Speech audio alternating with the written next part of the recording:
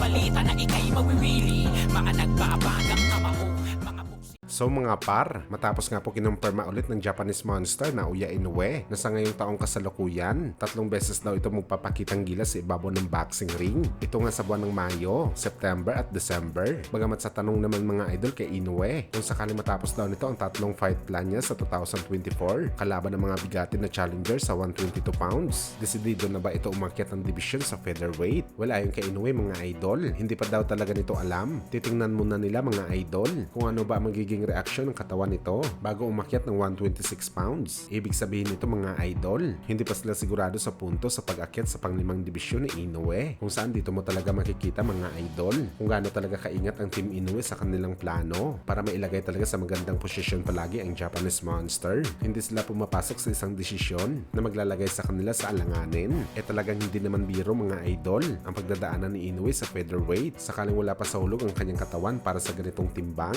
Sa mga hindi nakakapansin mga idol, medyo maliit si Inoue sa super bantamweight at ibang klase ang mga top boxer sa 126 pounds kagaya ni Alberto Lopez, Ray Vargas at ang WBO champion na si Espinosa na talaga matatangkad at mabilis gumalaw sa bakbakan. Idagdag mo pa dyan mga idol ang alaga ni Mayweather Jr. na si Carmel Moton na kabilang na ngayon sa mga halimaw sa dibisyon. Marami ang nagsasabi mga idol na dahil undecided pa si Inoue na umakyat ng featherweight, takot daw ito matalo at madurog sa mga fighter doon. Pero para sa atin mga idol, andyan na siguro ang pangangamba ng kampo ni Inoue na baka matalo sila kapag nagmadali sila na lumaban sa featherweight. Pero isang magandang move ito mga idol ng Team Inoue. Binabalak talaga muna nila huminog sa super bantamweight bago dumiretso sa mas mataas na timbang. Ito ang tamang galawan mga idol. Basta maraming profesional ang humahawak kay Inoue. Hindi sila sumusugod sa bakbakan na tagilid sila kagaya sa galawan ni Mayweather Jr. na lahat ng laban nakaplano na.